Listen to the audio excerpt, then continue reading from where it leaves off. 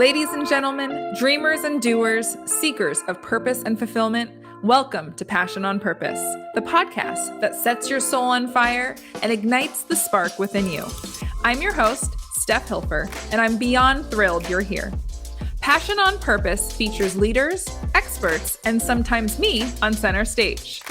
We put the spotlight on visionaries, entrepreneurs, leaders, experts, and everyday heroes to share their journey of self-discovery, enthusiasm, and unwavering determination.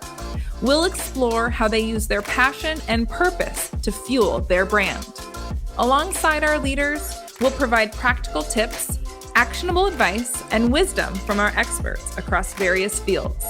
So if you're ready to unleash your inner fire, shake off the doubts and insecurities, and pursue a life of purpose with unbridled enthusiasm, then let's dive in.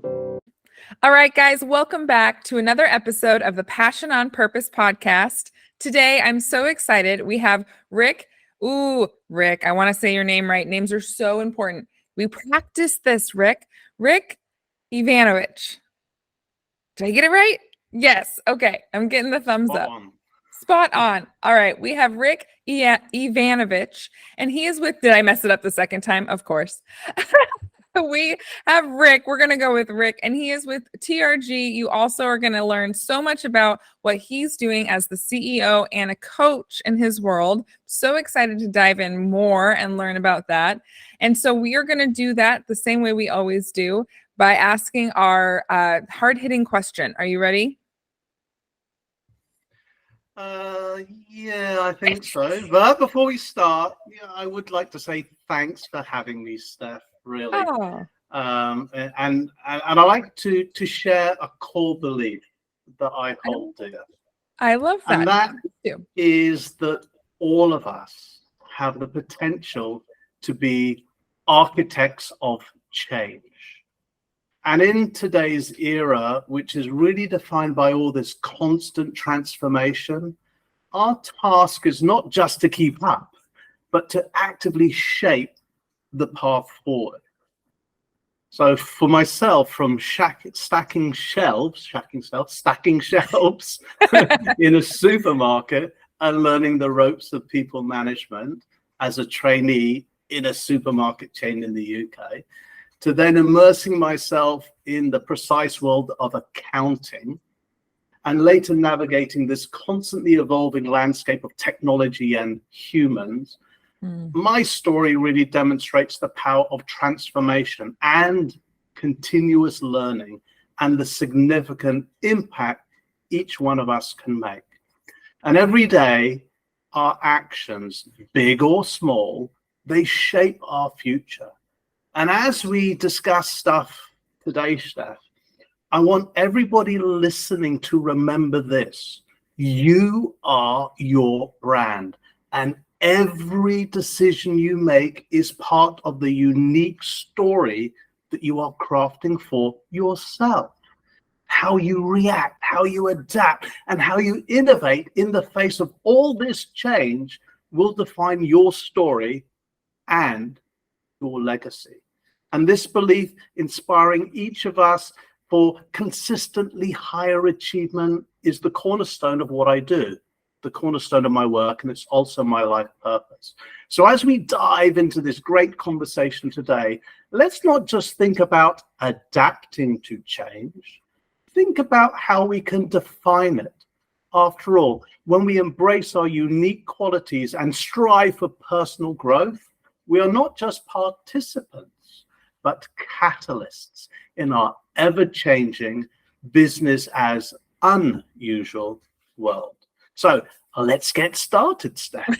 I love that. What a beautiful way to start. You are speaking my language. I feel like we are this, which is the intention of the show. I feel like we're just having a very like-minded conversation because you are speaking my language. So I know this is going to be gold, guys. All right. So I think you've touched on some of the things, but let's dive in a little deeper and unpack all of that greatness that you just shared. And let's dive in deep with what is your personal why? My personal why is that I inspire and transform professionals for consistently higher achievement. That's my life purpose. And when did you first in your life find, you shared earlier that you started at a market in where you live, in the UK, stacking shelves. I'm almost going to say shacking shelves, which is a totally different kind of thing. Stacking shelves. And now today, you're living this why of helping others, transform.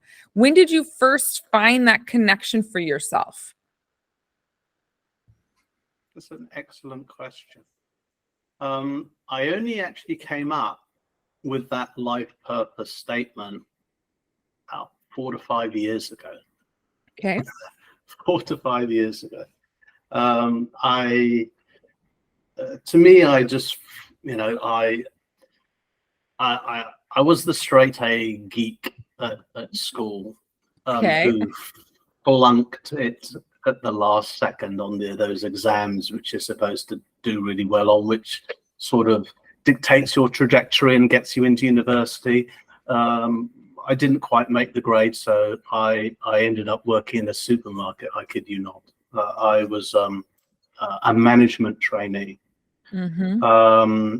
And that was fun as an 18-year-old kid, not going to university, working in a supermarket, dealing with people who are probably older than my parents. And I'm, as I said, I like maths and stuff like that. And so none of this computed, but it was very, very interesting for a while. But I realized I sort of felt brain dead. Okay, like where are the formulas? Where's the challenge in this people thing? And I don't even know why I decided to become accountant. Okay. So go to accounting school, become accountant, and I spent decades becoming the accountant, moving from industry to industry all over the place, and culminated with me being in Vietnam eventually. And when they were going to ship me back home, because I'd been away from London for a while, that's when oil price used to be $15. You have to be quite old to remember that. Yes, I'm that mature. And there's no way I was going to go, because in the 4 years I'd been in Vietnam, I'd had 5 bosses in London and I didn't know any of them. And then I fortunately found out about a voluntary redundancy package. So I put my hand up and I retired back in 1994. Okay. But I'm a workaholic, so that lasted a nanosecond. And I ended up establishing a company implementing accounting systems, because I had inadvertently been doing that for several years in Vietnam because there was nothing else to do. And I was the CFO of one oil company, and all my friends who are the CFOs of every other single international oil company you could think of kept asking me, how are you doing your accounting? What computer system are you using? And I had I had one that worked. So they ended up buying it, and I just ended up implementing it for them for free. Very nice. A few beers or whatever, as one does. So yes. Yeah, that's what that happened, and and the company just started growing. We implemented one system, then another, and we went into one industry and another, and before you know it, we're here today. We've implemented in 80 different countries, and we have about 500 people. It just sort of got big, as it does. And some years ago, well, actually not some years ago, probably about 15 years ago, when the company was scaling, I thought, I need to know how to look after people and lead them and do that. This is not an accounting school. Yeah. And how do I sell, and how do I do marketing? And I don't know how to do that. And so I need to do something with people, and I got into psychometrics. That's the assessment of people. And the easiest thing is get the right people on the bus and put them in the right seats. That's all it is. It's really simple, peg and hole. So we've been doing that, and then it eventually led to, I did a course on coaching and mentoring, and I thought it's too long. I can't take 2 weeks out. That's silly. So I attended 2 days, and then I fell in love with it. And I suddenly realized, oh, you mean what I've been doing for decades, this coaching and mentoring of people, because we do graduate entry and grow them, this is sort of coaching, is it? Okay. Right. So that's when the journey began. And I remember in one session with one of the coaches, literally in 45 minutes, we hammered out my life purpose statement, and that it all fell into place. Yeah. Helping people. That's what I've been trying to do all the time. Of course, I inspire them and transform. I'm the business leader. I've got a big company, got lots of people. I've got to inspire them, otherwise I'd be kicked out, wouldn't I? So you have to do that. And then I found that it's coming quite naturally. And it's not just inspire them to do something; it's inspire them to be better. Okay. And then I actually found that for this consistently higher achievement, it's because I didn't go to university. Because I've had this big chip on my shoulder all the time, and I have to prove myself better. So I do a certification. I become one type of accountant, then another one. They get another CPA thing, and then I get one coaching certification. And 5 certifications later, I still feel I need more. Okay, it's never ending. Okay. And so that served me well. Yeah. Yeah, you are. I don't want to forget this, but I saw that one of TRG's core values really, it aligns with what we're talking about here. And it's a term that I'm unfamiliar with. Probably most listeners would be unfamiliar with because it's not common to the US, but I want to touch on that in a second. But before we do that, I wanted to bring back Rick. I wanted to ask what is the 5-year-old Rick doing? Or 6 or 7 or 8, 9, 10, somewhere in that window. What is young Rick doing? Oh, what was young Rick doing when he was that age? Yeah, sometime in then, like what would we stumble upon if we just got a little peek into the 5 to 10 years for you? Okay, well, in that pre-10, 6, 7, 8, that kind of age, I think it would be it might be Rick the Clown. Nice. Okay, I love that. Or was that the teenager Rick? I don't know.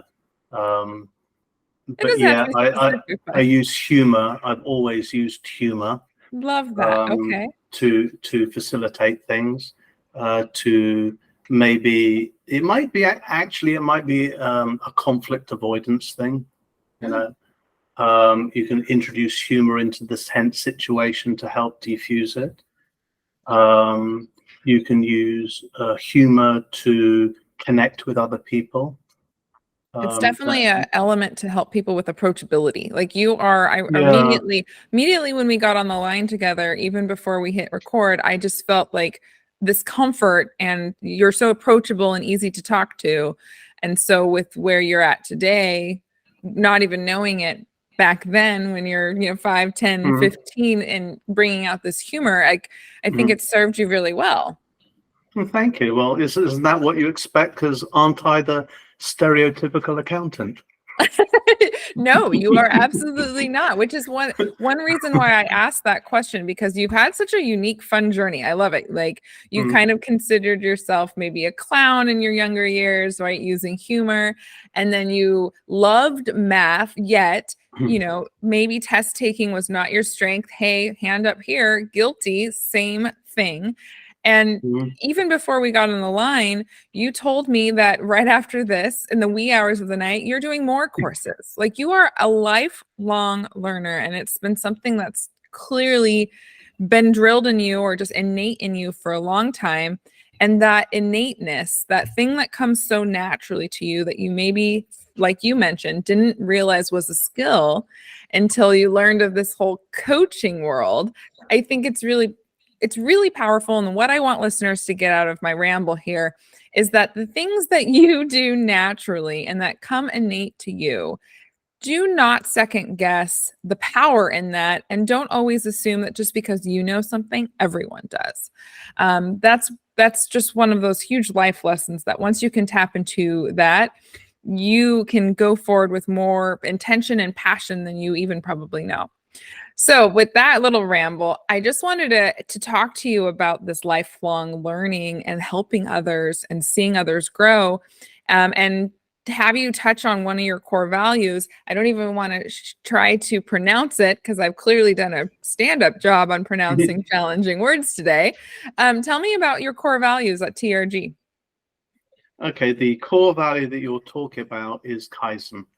Kaizen. As in Kaizen. And it's a Japanese word meaning change for good. It's been popularized. People might know it as the Toyota way. Okay, and the real thing behind Kaizen is continuous improvement. Mm-hmm. And the concept there is, it doesn't matter what your process is. If you make a teeny tiny change today and you make lots and lots of them as the days go by, the end result will be something big. I reinterpret it as continuous improvement, lifelong learning. So the lifelong learning is, we need to continuously improve ourselves. I mean, look at the disruption that we've all felt during the pandemic. And I just have to say, generative AI and chat GPT, and maybe people's eyes will start rolling, or maybe they're going to go and hide in the corner because they're scared. It is disrupting, it's causing massive disruption in the world. It's just another unusual thing that is happening in the world. So this continuous improvement, this continuous learning, we have to apply it to ourselves, because the world is changing so fast around us, and some people are also changing, and they're racing ahead. They're obviously gurus out there already on ChatGPT and generative AI. And actually, on Tuesdays and Thursdays, I'm doing a 6-month AI mastery course. Nice. Which is another thing that I'm doing, because I do not want to be left behind. I'm not a guru like the guys teaching us, the people teaching us, but I want to know enough so I know what to do with it. And I'm already finding myself, I am teaching people how to master things like generative AI better. Again, it's more a knowledge to amass. It's more knowledge that I can pass on and help other people. So going back to that key value is, every single day we need to do something to improve ourselves. What have we learned today? Doesn't matter how small it is, but you've got to have learned something. What can we improve today? Apart from ourselves, it might be a process around us.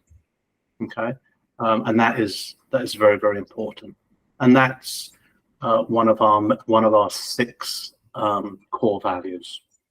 That it's so in alignment with clearly an authentic piece of you, right? This is truly leading. This is the example. This is the exact reason I do the show, is to show leaders who actually lead with intention and passion and bleed from the top down to their people and to who they serve, are the ones who are truly making the difference in our world. So I was so excited to chat with you today. Before we even got this energy exchange of just human to human, just seeing your core values really, really got me excited. So now I want to dive into, what is it that TRG does, and how's your internal brand feeling and experiencing those values? Okay, so what do we do? The main thing that we do is technology. We sell and implement accounting systems. I'll make it simple. They're accounting systems. And we do that either on premise or on cloud or hybrid. And we'll literally do it anywhere on the planet. We will go there. Actually, these days, since we learned during COVID, since we didn't go anywhere for 2 years, Right. We can do it virtually and be there and still do it. So that's the main thing we do. We do other systems as well, like performance management, ERP systems, manufacturing, all of that kind of stuff that we do it. You help people connect with the right system and implement the system. Am I kind of clarifying that for myself a little bit better, or is that not accurate? We hold several solutions. Okay. So they're the ones that we do. Arguably, you can say, well, we're biased if we're doing solution A and we don't do B or C. No, it tells me you know where your expertise is. So we are expert in that system. We've been using it for decades. And yeah, if it's a good fit for a company, great. Well, let's do business if we want to do business with each other. If it looks like a bad fit, sorry, I don't want you as a customer. Go and see these other people who I know, really. So we want to pick and choose who we do business with, that's for sure. Because we've got to have a win-win situation. So that's the main thing that we do. The other thing that we do on technology is we do have an offshore development center. We have engineers for hire. We don't do contract work. We're literally, if you want that engineering capacity, you would hire us, and you would hire those people on a long-term basis, a minimum of 1 year. But most of our clients have been with us for 3, 4, 5, 10 or more years. So it's very, very, very, very long term. Okay. The other thing we do is the talent. So that's all around getting the right people on the bus and getting them into the right seats, and also sort of development of people. These are developmental tools. And in the world today, where we have the great resignation, the great reshuffle, the quiet quitting, whatever you want to call it. And even though many companies are hiring less people, so jobs are disappearing, what people I think are failing to, what some people I think are failing to remember is that you can't stop hiring people. Yeah. Sometimes I speak to business leaders and they say, no, we've stopped hiring and we've really, really cut it down. And, we're only hiring for these 2 roles. I go, okay, really? That's interesting. So if this person walked in the door and the embodiment of your culture, your values, they know everything about your industry, and they would fit like a glove, because you don't have a job vacancy, you don't want to speak to them. Okay, well, if it's them, we will. Yeah, right. Well, if you want them to come through the door, if you want to find them, you've got to keep on hiring. So it's you got to keep looking for the right people. Okay. Oh, that's such a good golden nugget. I have to pause right there, because that's a really good golden nugget. That even if you stop hiring, you aren't even opening the door for that perfect hire when you need that hire. And you've closed the door. You've closed the door. Flip it around. Let's pretend I'm looking for a job and you're looking for a job. And we go and look at this brand. That's a great brand. We go, they have no vacancies. Okay, that door's closed. I will look elsewhere. And so tomorrow the vacancy opens up. Well, if I've been looking at that and I haven't seen anything there for a while, I'm not looking there anymore. I'm now looking over there. Absolutely. Absolutely. Okay. So what they're doing is basically saying, we're not interested in people. Even if you are the perfect person, we're not interested. I thought, how crazy is that? I always say, hey, apply, and I don't care if what you're looking for we don't have, because if you're the right person, we'll create the job for you. Yeah. Because we'd be crazy to not hire the right people. And then on top of that is, again, with all this shuffling around that's going on, what's really behind that? It's because in the last couple of years, humans have had to work in a different way. Whether they like it or not, it's been forced on them with lockdowns and things. You're from the States. You had it light. You didn't even have lockdowns. Okay. Don't even know what they are, really, do you? You're the first one to just bat us off. Oh, you guys didn't even have to feel it. That's good. Yeah. So if you feel it there, I mean, you should feel it in other parts of the world where you really feel it. As I said, we didn't leave the country for 2 years. For 2 years, I think I stayed within a 10 to 15 kilometer radius of where I am standing now. For 2 years. Yeah. Okay. So forget leaving the country. I didn't even leave the city. I didn't even leave the district. I didn't go very far. Right. But anyway, with all the, because people are adjusting what they feel comfortable with. Some people no longer fit in the role they're in, or no longer fit in the company that they're in, and they're just looking for, where do I really fit? Yeah. And because some people had to leave because they were downsized, or some people thought that grass was greener and it wasn't. We got this sort of, it's not a merry-go-round. People are moving around. It's shuffling. And in the, do you come back to the office or don't you come back to the office? Right. The jury's out, isn't it? We don't know. Some companies said you're all back, so you're back 5 days a week. Others say don't come back at all. We got rid of the offices, stay wherever you are. We're saving up money. And some said 4 days, 3 days, 2 days, 1 day, or some other combination. It's confusing, isn't it? But it's changed the way that we work. So what work means has changed, and how we work is different. So whether you're a person in a team, if you're working hybrid and you like that, that's fine. But if you don't like that, that's a problem. Yeah. So you're either all in the office, one extreme, or all at home, or all virtual, that's the other extreme, or somewhere in the middle. Okay, so where's the sweet spot that suits everybody? That's going to be hard to find. So there's going to be a lot of jiggling around, and the skill sets you need to work like this are completely different. If you have to manage a team like that, if you have to lead a team like that, if you have to collaborate with teams, it's all new. Okay. Yeah. So that means the actual jobs that we have, irrespective of your job title, they've changed. The nature of how you need to work has changed. And therefore the behaviors that we are demonstrating, the things that make us feel well connected or not connected, are changing, because our own personal values have changed as well, and how we see work has changed. So to say we've stopped hiring, we don't need any more people, that's a bit of a problem. Yeah, I think people you want don't want to stay. Right. That's such a great, like I said, I call that a golden nugget. Like, if you take nothing else from this episode, I think that is such great advice, is to keep that door open and looking for that perfect fit. And when that time comes, evaluate how you can bring them on board.